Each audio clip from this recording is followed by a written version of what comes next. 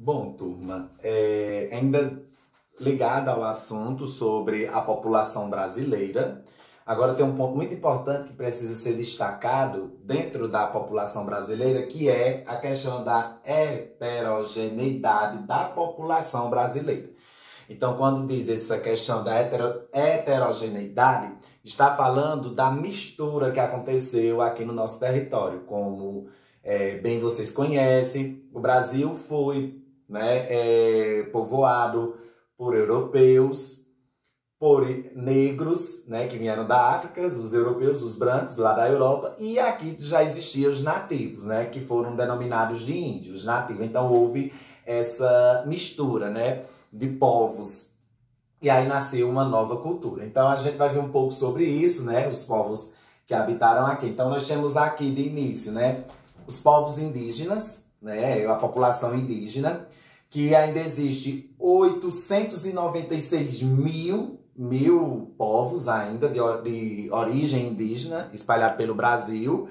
E dessas, 305, tem 305 etnias dos povos indígenas. Porque, embora sejam índios, mas dentro deles já existe uma diferenciação, Como, por exemplo, aqui em Cabroboá a gente tem os Trucás, aí tem também, de outro lado, os Tumbalalás e assim vai.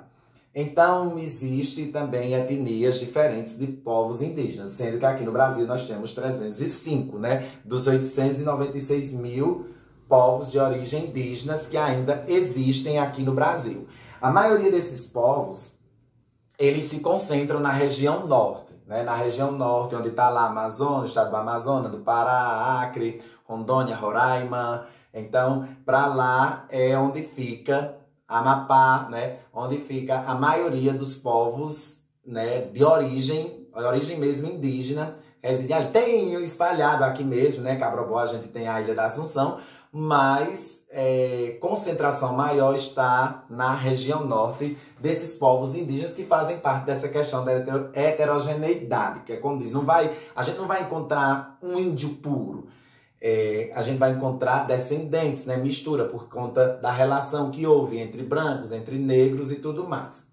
Aí vem os povos africanos, como eu falei, foram os que vieram do continente, saíram daqui da África e vieram para o Brasil, nos navios negreiros. Os escravos vieram para trabalhar, trabalho pesado nas fazendas dos senhores, Eles vinham também sendo obrigados a para cá, não vinham porque queriam, porque achavam bom, mas eram forçados e vieram para cá e também participaram dessa grande mistura que foram os povos africanos. E aí foi fundado por conta do trabalho forçado, das penalidades que eles sofriam, que eram bastante massacrados, foi fundado os quilombos. Então, hoje existem as comunidades quilombolas, Como, por exemplo, em Cabroboá, a gente tem aqui perto, Jatobá, que é a comunidade quilombola, tem a Santana também. E nas imediações também, por aqui perto, a gente vai encontrar comunidades, que são de remanescentes de quilombo, que foram local de refúgio dos negros durante o período da escravidão que aconteceu aqui no Brasil. E os imigrantes. Os imigrantes, os que vieram de fora, embora os negros também entram nessa linha também, porque vieram da África. Os imigrantes que ele está falando, vamos dizer, os brancos, que vieram da Europa no período da colonização, que vieram nas embarcações de Cabral, que vieram de Cristóvão Colombo e outros mais que vieram da Europa colonizar as terras do continente americano, as terras aqui do Brasil. E aí, a partir disso, vai surgir uma nação, miscigenada, É uma nação, vamos dizer, mista, com características desses povos indígenas, africanos, europeus, e aqui estamos nós, Aí, ainda falando da questão da população, vem as migrações externas no Brasil, as internas. As imigrações externas foi justamente essas, das pessoas que vieram de fora, como, por exemplo, os italianos, franceses, holandeses, portugueses, que vieram para aqui, para o Brasil, em busca de melhor condição de vida. Chegava lá na Europa, para esses povos, a ideia das riquezas do Brasil, né? E aí eles, motivados, né, pelo sentimento de crescer economicamente, se tornarem ricos, aí vinham para cá. Aí se destambocavam, como diz a história, de lá para cá, e aqui ficavam. Então aí a gente vai ver muita migração. Essa migração externa são as imigrações que aconteceram de outros países para aqui, para dentro do Brasil. Pessoas de outros países, não brasileiros, que vieram de fora e ficaram aqui. Então isso tá dentro também, como diz, da questão da heterogeneidade. Vem as migrações internas. Então as migrações internas, né, já é a saída de dentro do próprio país, a movimentação de um estado para outro. Então, em décadas aí passadas, né, 30, 40, 50, teve muitos nordestinos que foram para a região sudeste. Por quê? Porque na região sudeste houve o desenvolvimento de indústria, né? Aí no que houve o desenvolvimento da indústria, a tecnologia, né? Ou seja, houve mais propostas de emprego. E como aqui no Nordeste vivia períodos de seca, né? Períodos difíceis, falta de governo, né? Para ver essas questões, então as pessoas se sentiam obrigadas a sair daqui dessa região para ir para outra região, no caso a região sudeste, que era a região mais abastecida economicamente. Então, em busca dessas melhores condições, havia esse movimento, e até hoje ainda existe, a migração interna, em que sai de um estado ou de uma região para outra região ou para outro estado. Nos dias atuais, como eu falei, como teve a construção, a imensa construção que ainda tá em processo, né, da transposição, da transnordestina. Então, agora, nesses tempos, foi o contrário, né? Vieram pessoas de outras regiões, da região sudeste, de várias regiões do Brasil, vieram trabalhar aqui na região nordeste.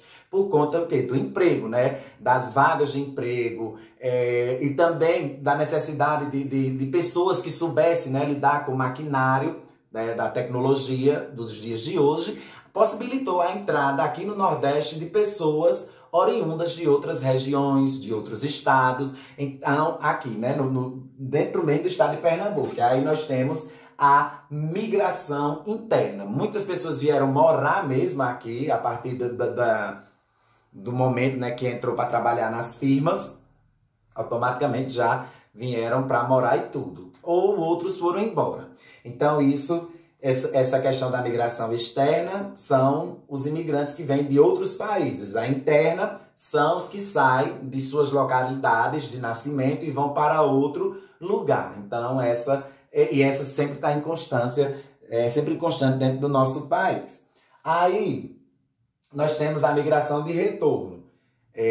Por exemplo, muitas pessoas que foram morar em São Paulo, né, no estado de São Paulo, que fica na região sudeste, vieram embora para o Nordeste, para o estado de Pernambuco. Então, de retorno, aquela pessoa que tinha saído, que nasceu aqui em Pernambuco, que saiu para ir trabalhar em São Paulo, era um imigrante interno. Ele saiu do estado de Pernambuco, do Nordeste, e foi para o estado de São Paulo, da região Sudeste. Depois que as coisas melhoraram, digamos assim, aqui, ou que ele conseguiu ganhar muito dinheiro, ficou bem estabilizado lá e quis montar um negócio aqui, ele retornou para a sua naturalidade. Ou seja, ele voltou do estado de São Paulo, região Sudeste, para Pernambuco, região Nordeste. Aí nós chamamos de migração de retorno. Então isso pode acontecer do estado, pode acontecer de uma cidade, quem morava em Terra Nova foi morar em Cabrobó e agora saiu de Cabrobó, voltou para Terra Nova. Também isso acontece dentro das cidades, acontece dentro dos distritos, acontece dentro dos povoados, essa migração de retorno. Aí no livro de vocês, no final, né, vocês vão encontrar, já na página 82, essa questão das migrações interregionais, como eu falei, né, que é aquela que fica de uma região para outra, né? As migrações sazonais, que ocorre quando as pessoas migram para se dedicar a tarefas temporárias. Pronto, aconteceu também durante o período da construção da transposição. Vieram pessoas da região Sudeste trabalhar na região Nordeste. Quando o trabalho terminou aqui, digamos, no estado de Pernambuco, muitos deles voltaram, né, para seus lugares de origem, ou outros continuaram indo, né, para onde ainda vai, né, a transposição, que ainda está sendo concluída. Então aí nós chamamos de migrações sazonais, quando sai do seu lugar, mas no intuito de voltar novamente para ele. Saiu só para trabalhar e que vai retornar. E além dessas migrações, tem também a migração pendular, que é o movimento diário que é o vai e vem da população que se desloca de uma localidade a outra para trabalhar. Então também acontece isso no dia a dia, em que tem pessoas que saem de suas cidades, vão para outra cidade trabalhar e voltam. No caso da gente, né?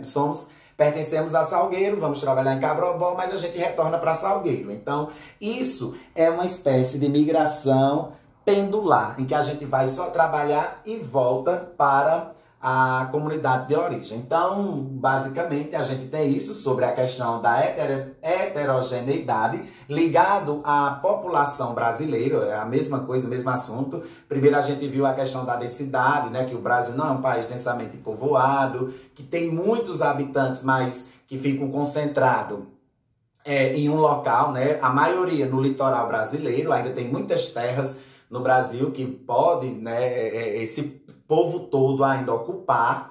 E também agora, né, a gente viu a questão étnico, né, no nosso país, né? O nosso país ele é misto por conta do processo de habitação. Tanto porque misturou com índios, misturaram-se com os brancos com os negros e índios, e aí nasceu essa população que nós estamos nós aqui, né? Cá nós aqui para falar da história, falar da nossa geografia enquanto ocupação territorial, a movimentação populacional, que a população não fica apenas em um local, mas que está sempre em movimento. Tanto as pessoas daqui do Brasil se movimentam dentro do país, como também vão para fora, como também os de fora vêm para o Brasil. Então tudo isso é levado pela questão da condição de vida, né?